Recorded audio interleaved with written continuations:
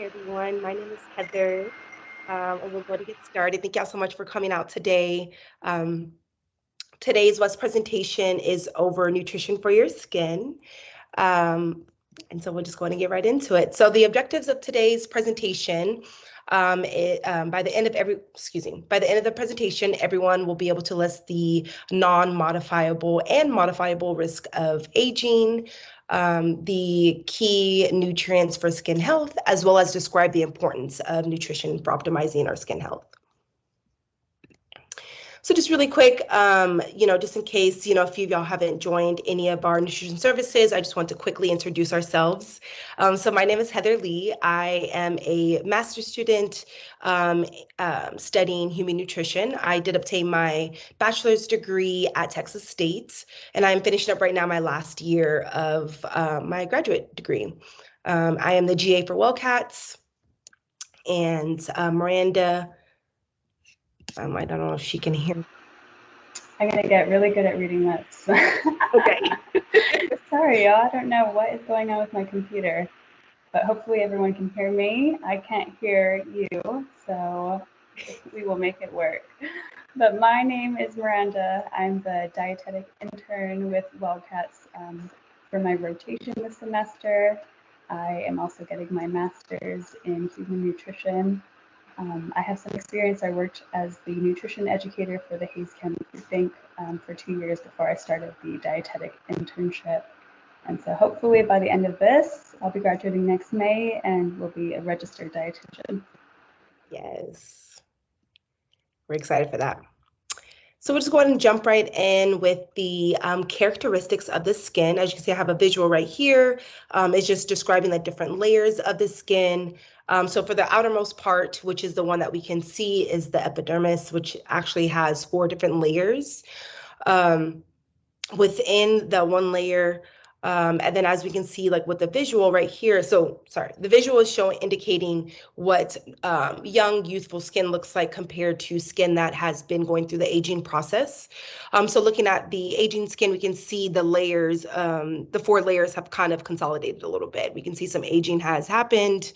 And then the middle layer, which is a dermis, that's where a lot of the stuff is going on in our skin. So that's where we have our blood vessels. We all have our proteins in there, specifically collagen, as well as the dermis is the layer of the skin that's responsible for the elasticity.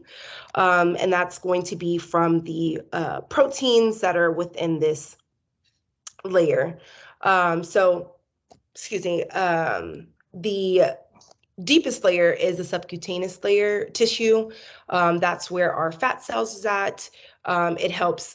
This layer helps connect our muscles to our bone, as well as that's where our hormones are secreted within our fat cells. Actually, throughout the body, a lot of hormones are secreted in the fat cells, secreted from the fat cells. And then that layer is also what keeps us warm.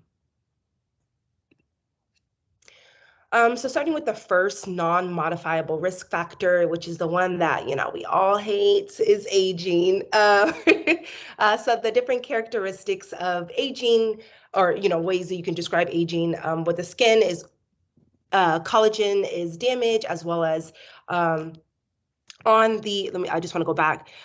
Down here is where, I don't know if you can see it. Oh, it's on this visual. I had a different visual, but I want to show like the actual layer where the skin is actually renewed. So whenever we are aging, that layer of the skin does get damaged, and to where our new cells are not able to regenerate. And then also we have a loss of skin integrity. The factors that cause aging is actually categorized in 2 different. So we have the internal, which is, obviously internal.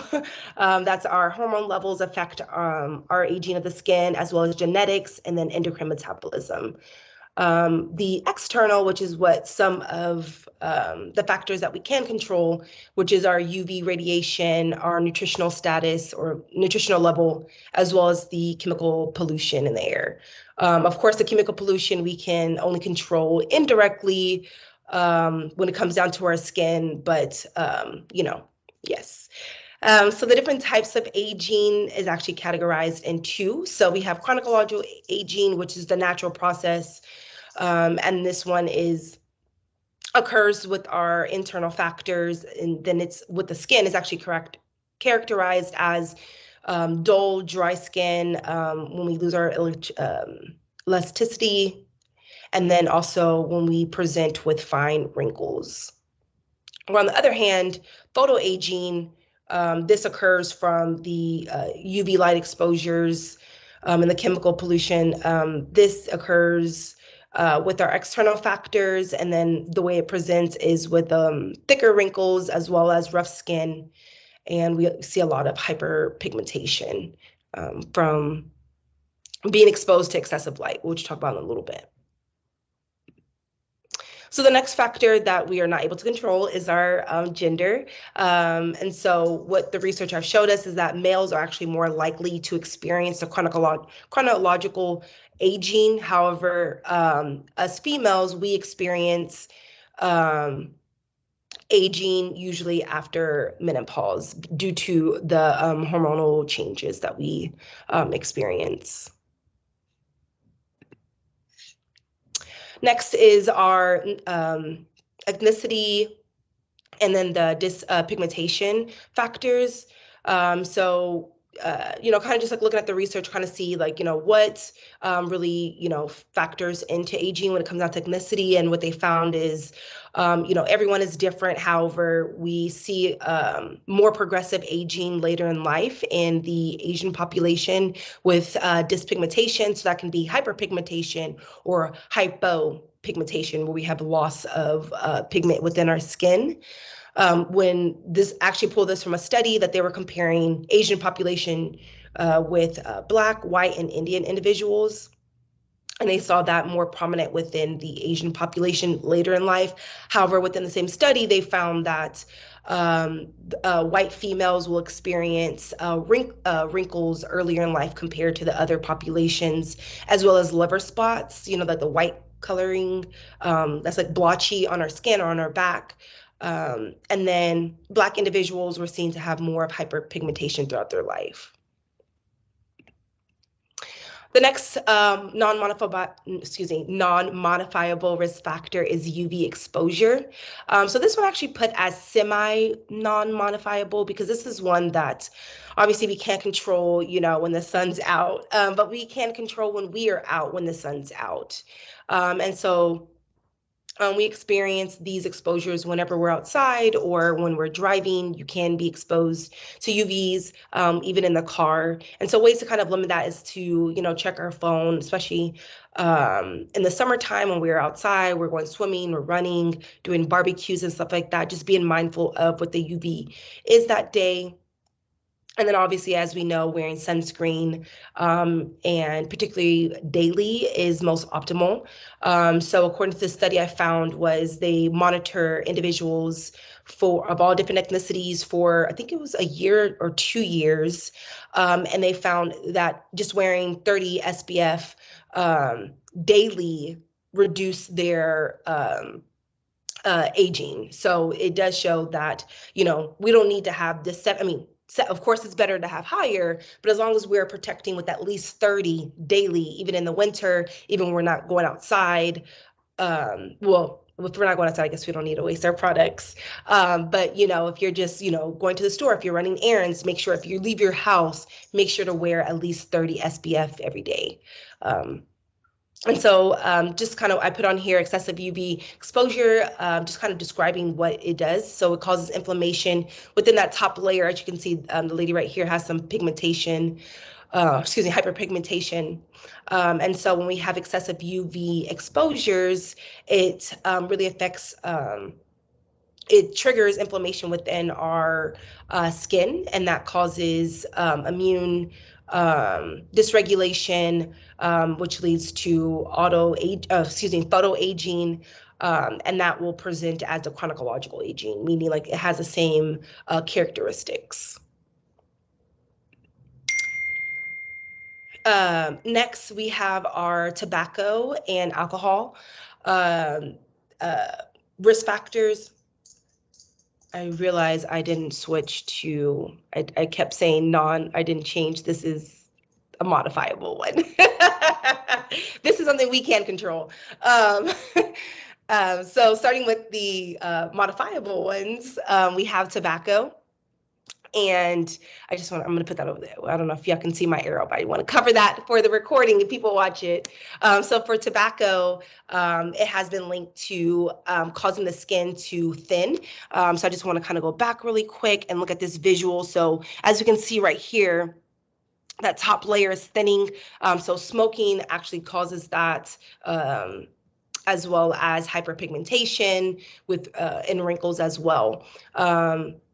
A study was conducted kind of showing individuals that continue smoking for a long period of time have a higher increase of aging, but individuals that were smokers but then stopped smoking actually saw positive side effects of aging. So individuals that were already seeing aging on their skin that stopped smoking actually saw a reduction in that aging process. So their skin improved over time.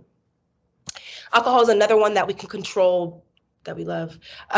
This one is, it decreases the function of our skin permeability. And so that allows pathogens to enter, and that can cause, acne and different, type of breakout. So we want to make sure that we're mindful of our alcohol consumption as we get older. It's going to be affecting our skin. Alcohol also affects our skin through modifying the metabolism of lipids, specifically triglycerides. I realized I had another typo. I do apologize.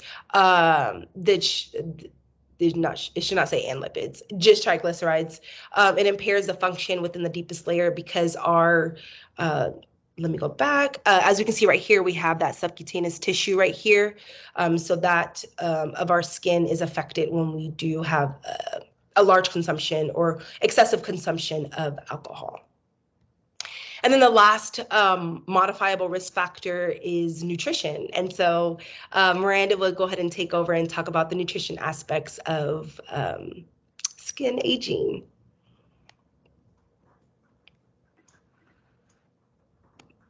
All right, y'all, let's do this. The strangest thing that I couldn't hear anything that you were saying, Heather. I'm sorry. Okay, you guys can hear me, hopefully? Right? Yes, great. Okay, wonderful. So let's go ahead and talk about the role of nutrition in our skin, because when we're young, we can eat anything that we want pretty much, right? I ate a lot of things when I was young that now I second guess myself. We spend time in the sun, we don't notice any negative effects, but as we age, our body starts to show those consequences of our earlier habits. The time that we spent in the sun, the food that we consumed, those have a more noticeable impact on our health and on our appearance, our skin. So you can see a lot of stuff come up on our pigmentation. So all of those spots, that damage usually happened when we were actually younger. It's just that we don't see it until later on in our life. So that's why our unhealthy habits, they do eventually catch up to us as we get older. So when we're specifically talking about our diets, what we eat directly impacts our health and the appearance of our skin, because our diets provide those essential nutrients to the skin needed for its structure, its function, and its repair. When we think about these common skin conditions like acne, eczema, aging skin, dry skin, those can often be influenced by our dietary choices. So let's go ahead and talk about our gut.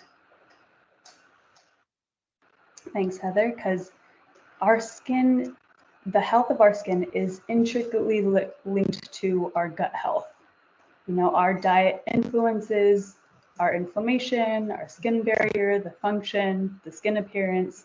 But I want to take a step back and talk about the importance of our gut. Our gut health plays a huge role.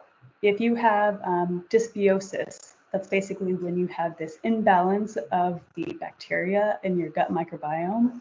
It can affect skin conditions like rosacea and acne. the gut microbiome, when we're saying that, it's referring to this community of microisms in our digestive system. So that's including our bacteria, viruses, fungi, and all these other microbes that's living inside of our digestive tracts. So there needs to be a good balance between those good microbes and those bad microbes, which that balance is typically 80-20. We want about 80% of those microbes in our digestive system to be the good guys, and then 20% of that is the bad guys. That's the good balance that we want, because that plays that pivotal role in our digestion when we're eating our foods, in our nutrient absorption, how we absorb certain nutrients, in our immune system function, and even in our mental health. So there's a lot of research that's showing how our gut microbiome and our mental health are associated with certain conditions like depression. But ultimately, there's also a ton of emerging research that's showing how our gut microbiome and our skin are connected through this network of interactions. So you'll typically see that referred to as our gut-skin axis. So that's basically saying that the health of our gut can directly impact the health and the appearance of our skin through the network. So how can we give our gut a fighting chance? Well, it's mostly doing with what we have to eat that has a substantial influence on the composition of our gut microbiome, on that balance of the good guys versus bad guys. When we have that diet that's rich in diverse nutrients, that can really promote that balanced microbial community that we want. So let's dive more into what we should be feeding our gut. All right, so first thing is we want to feed the good gut bugs to our gut, right? And our good gut bugs, they love fiber. So the largest study that was ever done on the human microbiome found that those who ate a variety of about 30 different plants, and this isn't just fruits and vegetables, it's all plants, our nuts, our seeds, those individuals had the healthiest gut microbiome. They're eating more plants. Ultimately, they're prioritizing those whole plant foods over those refined foods. So again, that's your fruits, your vegetables, your beans, your nuts, your seeds, just a variety of different plants that you're eating. So again, that's about 30 different varieties in a week. So those fiber-rich foods, such as our whole grains, our fruits, our veggies, they are prebiotic powerhouses. So essentially, prebiotics, those are the substrates that help feed our beneficial bacteria. They're those non-digestible compounds in our fiber foods that typically aren't broken down. So that's why fiber is so important, because our good bacteria in our gut feeds all that fiber. And so the good guys, they're eating all that fiber and they're producing what's called short chain fatty acids. So there's different types of short chain fatty acids like butyrate, propionate, acetate, but short chain fatty acids, they have a lot of health benefits, including supporting the health of our intestinal lining. And so they influence our immune system. They play a role in our energy metabolism.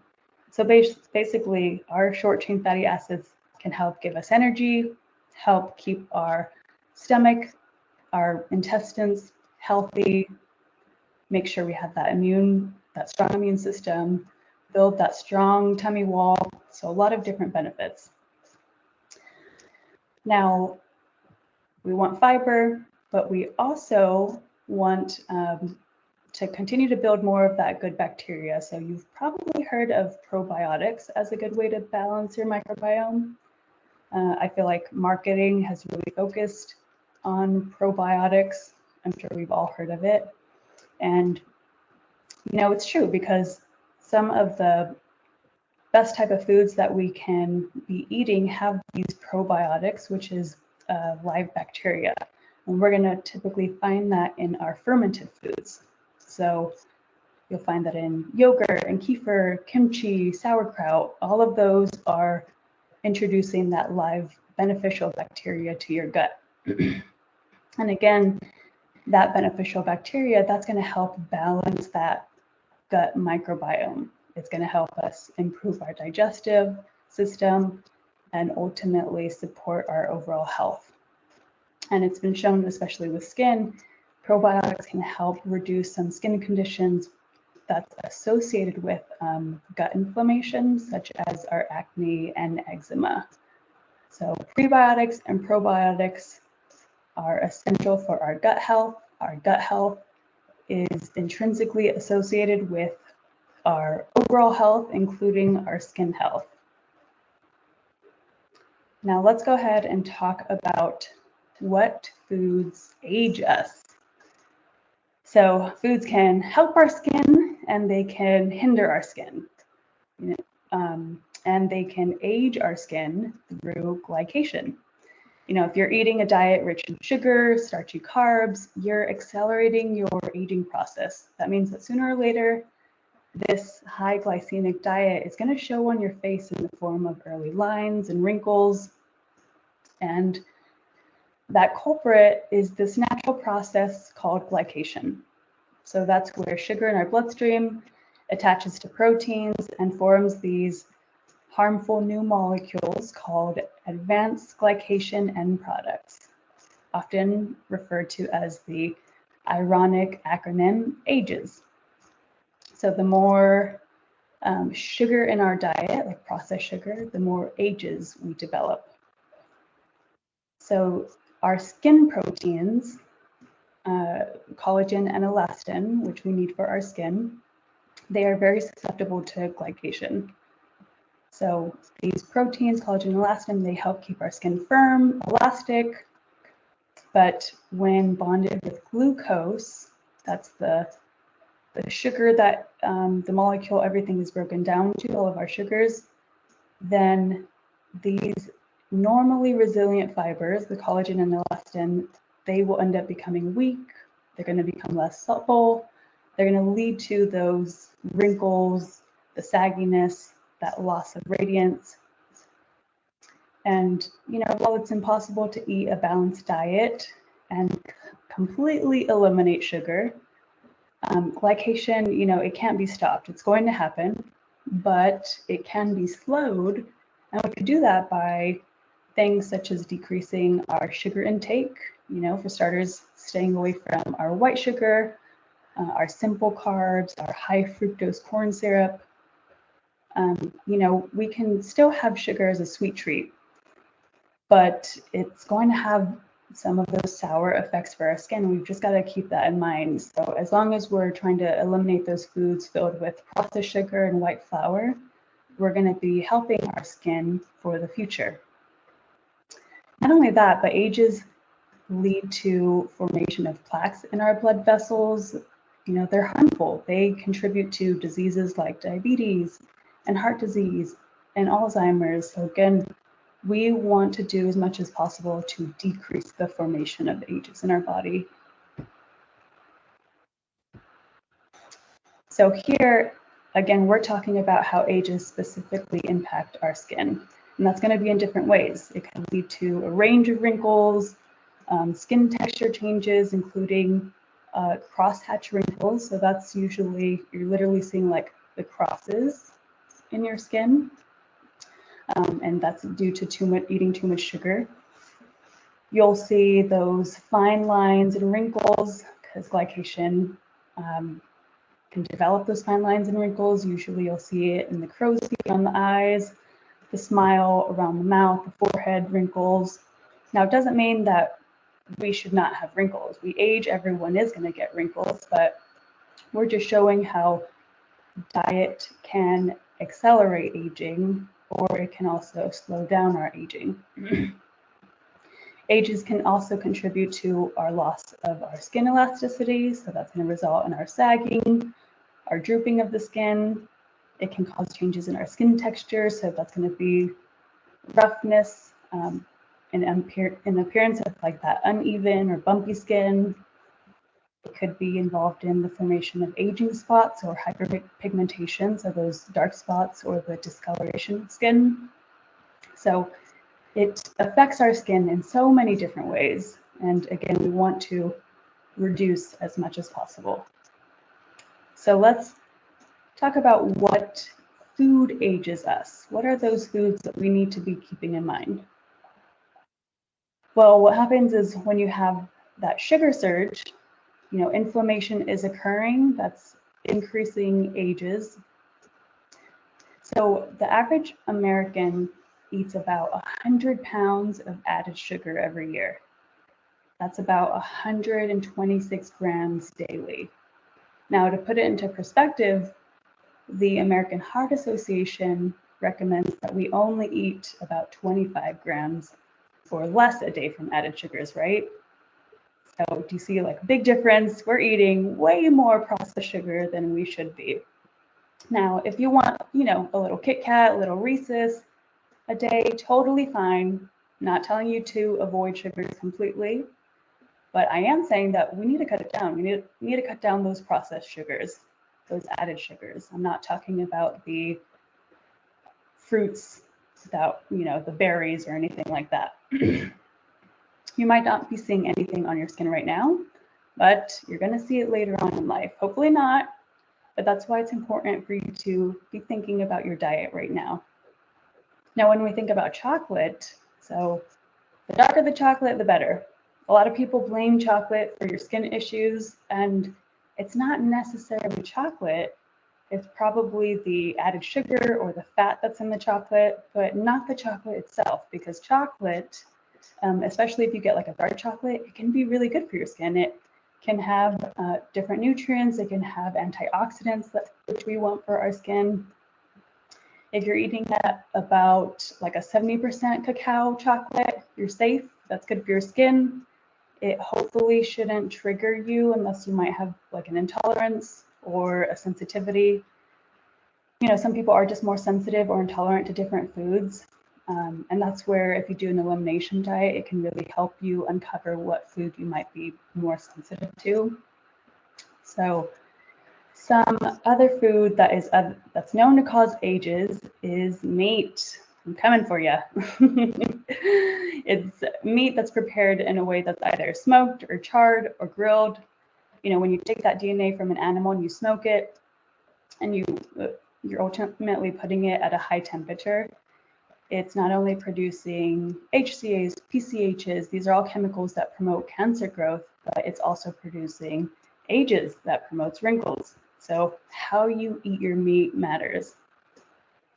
If you're someone who does like to consume meat, make sure to cook it at lower temperatures for shorter durations. So that's going to be moist heat like poaching, steaming, or even marinating your meat, because when you marinate it in plants, because plants are so amazing, they can actually mitigate some of those end products from happening. So really, we need to keep in mind trying to minimize our roasting, our broiling. If you really love your steak well done, I hate to tell you, you're going to see it in your face later on. But it's not like plants are immune either. If you're eating charred plants, you're going to receive some of those same chemicals, but it's not to the same degree as meat is. There's just something about the DNA of an animal that when it's charred, it's going to have more effect on ages than anything else. So another food, dairy. I know we all typically love our dairy. So dairy is a big trigger though for skin issues like acne. Casein proteins in the milk promote inflammation. So if you have acne, you might want to think about changing out your dairy. So it could mean moving to a non-dairy milk. There are literally dozens at this point. It's amazing to see how many varieties there are, from soy milk to oat milk. There's even banana milk. There's macadamia milk. There's so many different types. If you maybe had tried it once and didn't like it, try a different kind. but your protein powders as well, maybe that casein protein in the milk that can help promote inflammation. So you might want to swap out your whey-based protein supplements because that could have a major effect on your skin. If you really love your protein powder, just choose a plant-based protein powder and your skin will thank you.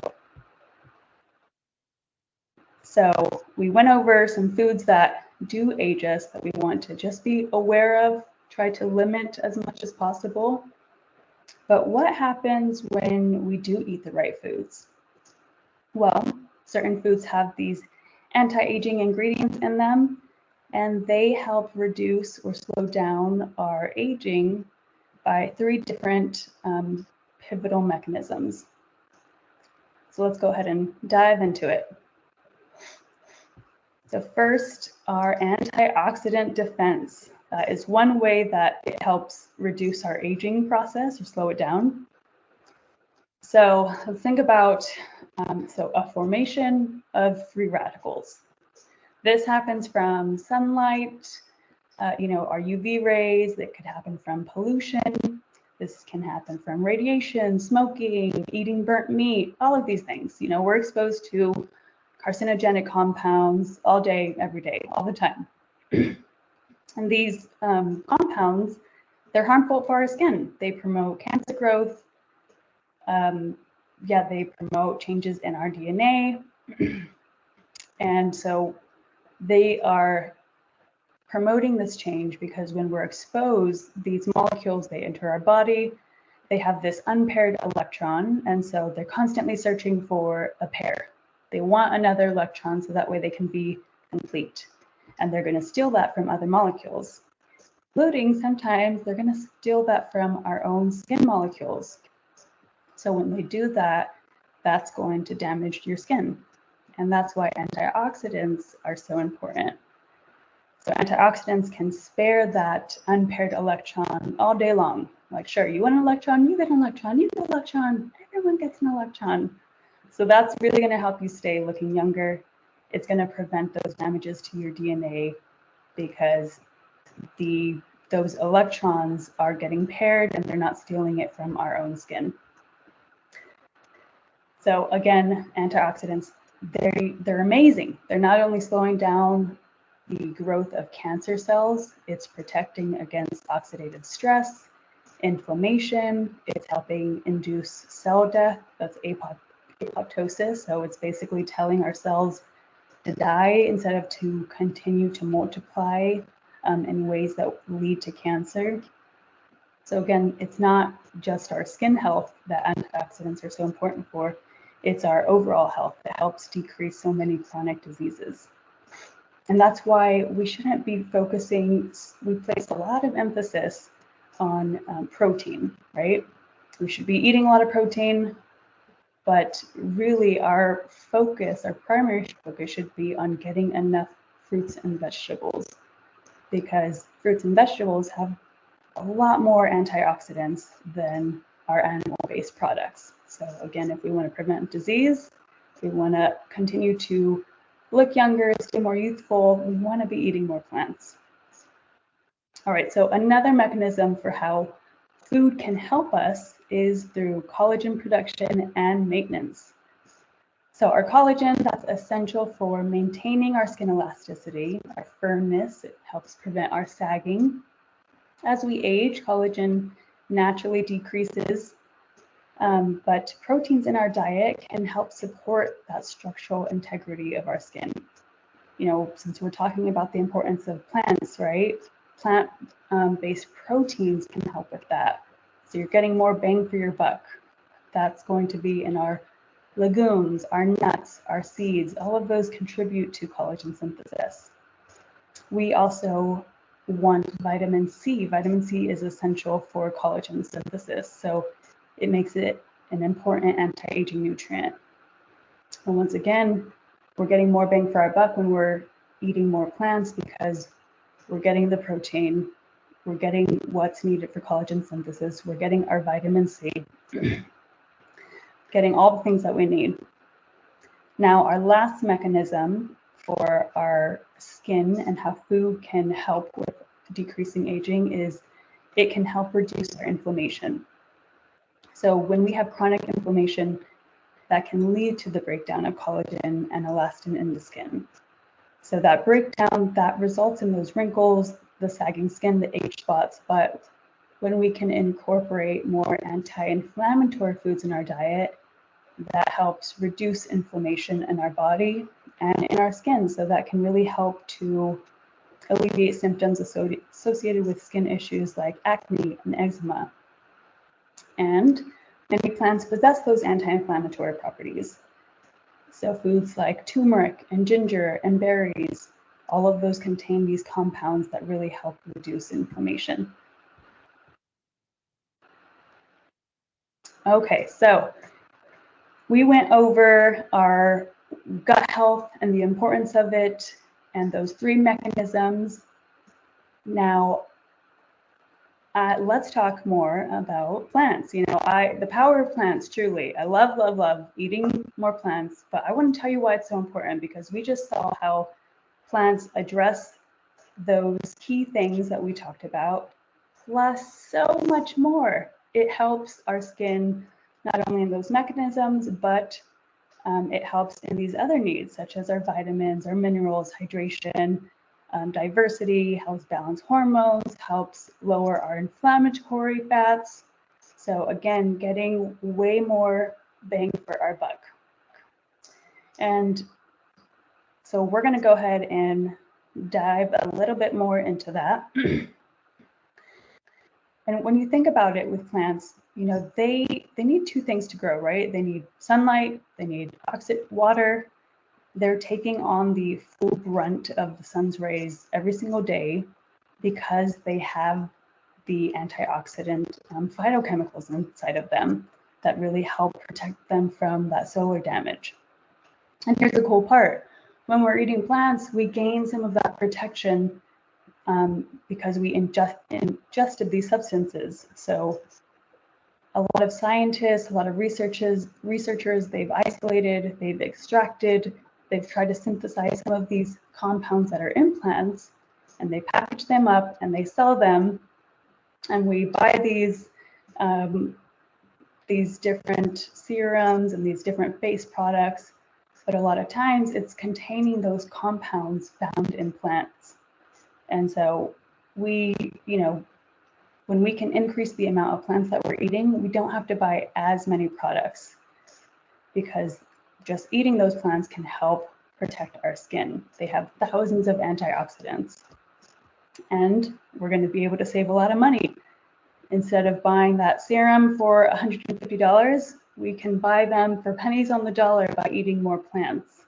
Now, I'm not saying that we should not buy any serums or any face products at all, but I am saying we can reduce the amount that we're putting on our face by meeting those needs through our diet. So in order to get that variety, we just have to be sure that we're eating the rainbow, right? We can't just be eating the same thing, buying the same fruits and vegetables every time we're going to the store.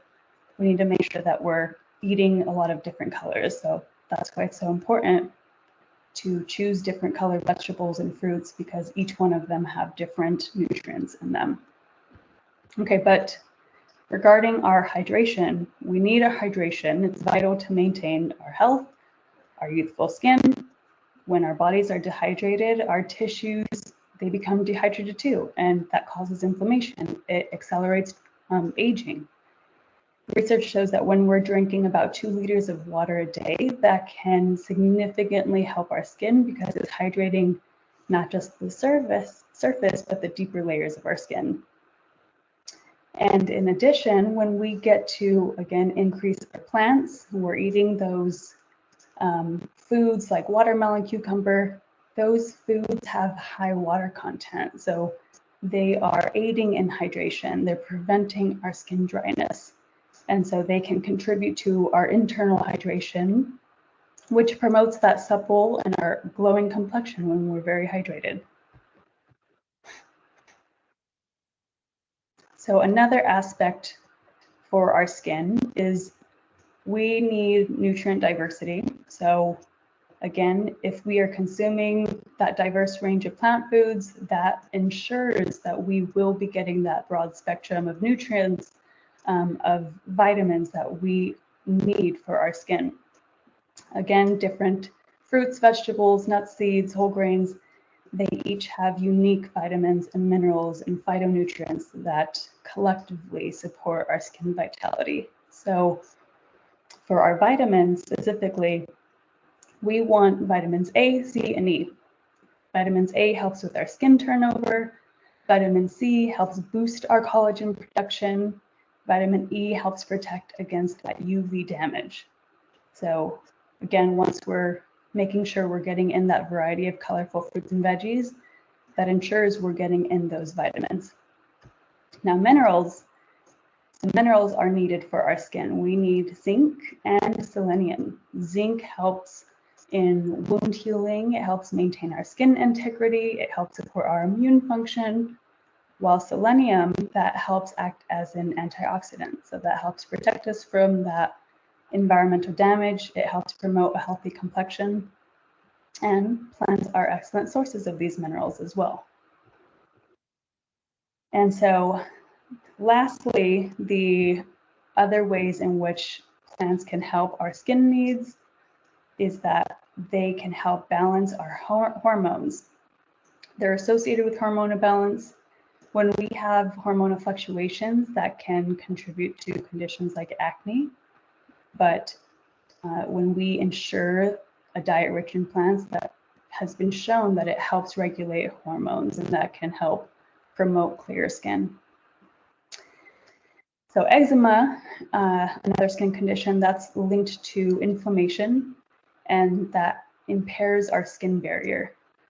Now, plant-based diets are naturally lower in our saturated fats, and we want to limit our saturated fats, not just for our skin, but so many diseases, specifically our cardiovascular disease, because we've seen that increased saturated fats can be associated with stroke, heart attack. So plants are low in saturated fats, and they are high in our mono and polyunsaturated fats. Now, those fats are the good fats that we want. Those have our omega-3s in it, so they can help reduce inflammation in our body and in the skin. They are our healthy fats. You know, there are our avocados, our olive oil, our nuts, our seeds. So that's where we can get those plant foods to help reduce inflammation. Okay, so let's tie it all together, because I said a lot of different recommendations for our diet, right? We talked about macronutrients like the need for protein to support collagen synthesis, fiber for our gut, probiotics, minerals like selenium and zinc, vitamins, antioxidants. Now that's a lot of information. You're like, how do I even put this together? Well, it can be simplified by following MyPlate. MyPlate is the USDA's recommendations of how to eat portions and what types of foods. And following this method can really ensure that we're getting everything that I just talked about. When we do this, we'll meet all of those recommendations. I want to point out, though, that in 2019, the CDC came out and said that only 1 in 10 adults met fruit and vegetable recommendations. 1 in 10. That is insane. We should be getting 2 servings of fruits, 3 servings of vegetables. And so again, when we follow this MyPlate method, this can really help ensure that we're getting enough fruit and vegetables. So keeping it simple, half of our plate, when we divide our plate, get a dinner plate divided in half, we want it to be fruits and vegetables on one side. That other half, it's going to be grains and protein. So as long as you sit down whenever you eat and you're asking yourself, okay, is half my plate either fruits or vegetables, and then that other half is grains and protein, that can really simplify things to get you to reach your goals. Now, standard American diet, typically the portions are much different, right? So usually in the standard American diet, half of our plate is protein. I know I grew up that way. be protein, maybe some potatoes, and maybe there would be some broccoli. Sometimes, most of the time not. But this really allows us to see how we can still eat the foods that we love, but it's not about taking away foods, it's about adding foods. When I'm talking about adding foods, I'm talking about those plant-based foods because we want all of those benefits. Standard American diet is usually overeating our protein, overeating fats, saturated fat, sodium. But by following My Plate, this can help really meet our nutritional needs to keep our skin healthy, our heart healthy, our whole body healthy, basically. So let's look at some examples of how we can really put this into play. So we talked about the power plant. So I'm going to keep going with this because plants don't have to just be stuck in our fruits and our veggies section. Plants can also be in our whole grains, potatoes, or carbs, or complex carbs. So they can also be in a section. And then our proteins can also be plants. Our beans, our legumes, our nuts, our seeds are proteins. So when we get to focus more on trying to incorporate more plants into our diet and not just box ourselves into thinking that they can only be in the fruits and veggies section, but they can also be in these other components of My Plate, then we're going to be able to meet those recommendations of getting those 30 different types of plants in our diets in a week, right? That research I had talked about earlier with trying to eat 30 different types of plants, and that's the best for our microbiome. And so again, just showing how we can stick to My Plate, but still increase our plant number. And it doesn't mean it's not an all or nothing mindset. It's just about trying to include as much as possible. It's not about perfection, but giving you just some more ideas of how we can incorporate more plants for that skin vitality. And then lastly, I believe is just one more example of how you can keep things simple. It doesn't have to be complicated. We can break it down into the My Plate. So we talked about our protein, our veggies. So My Plate is our non-starchy veggies, and then our carbs or starchy veggies. So grocery shopping can be really easy. It doesn't mean we have to follow a recipe every time. It just means that as long as we have those components of, okay, I'm going to the grocery store, what are those 2 to 3 proteins I need? What are those 2 to 3 carbs? What are those 2 to 3 non-starchy vegetables? That can allow us to make very quick meals because a lot of times when it comes to health, the biggest barrier is time, right? We don't have much time. So we want quick. We want things to be easy for us because we've got things to do. So these are an example of some really quick meals that you can put together that are loaded with plants. And all of these ingredients are found at HEB too. So if you wanted to just put these in your grocery shop cart, this will make it really easy if you wanted to start off next week with some meal ideas. Now we can simplify it, like I said, with protein, carb, non-starchy veggies. And then lastly, we can throw in a sauce to really elevate our meal. So some good examples are our guacamole, our hummus, salsa, pico de gallo, balsamic soy sauce. Having these condiments in our fridge or our cupboard can elevate that meal from something that might be a little boring to something that's really tasty. So again, you're still keeping it simple, but it allows us to still be able to meet those nutritional requirements to really improve not just our skin health, but our overall health. Okay, so let's just open up the floor to questions and any discussion that you have about how nutrition or skin health and the impact of all the things that we talked about in our skin health.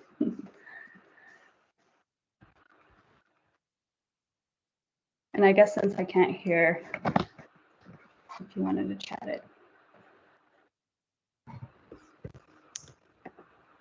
Margaret, I saw your comment. I was going to tell Miranda, but since she couldn't hear me, I couldn't stop her. Is the skin damage reverse in any way? Good job. Yes. I don't know what that is. Huh? Yeah, I'm guessing. Yeah, I'm not sure what that is. Marinated, maybe? Yeah, sorry, I wouldn't know about that. But I would, yeah, if you wanted to just look that up.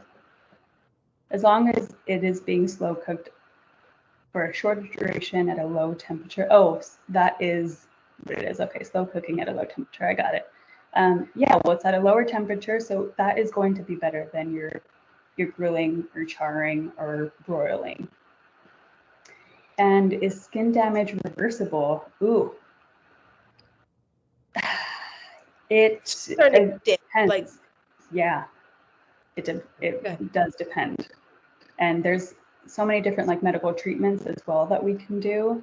So in some cases it is, but in some cases it's not. We can continue to decrease, but we're not going to be able to reverse it.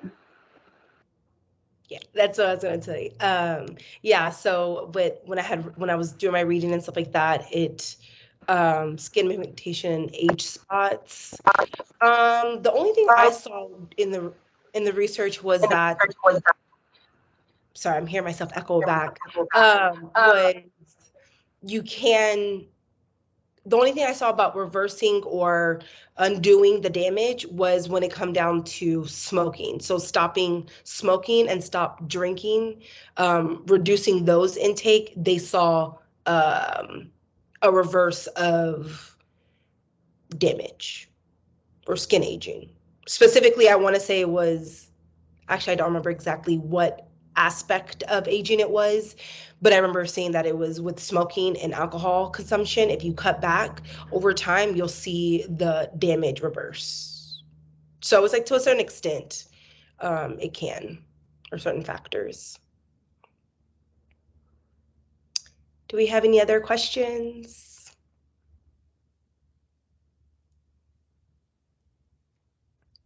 No? Okay, well, thank you so much for everyone that came. We really appreciate it. Thank you, Miranda. You did such a great job. I know you can't really hear me, but so yes, so thank you so much, everyone. I hope to see y'all next month. Well, I guess I won't be presenting, but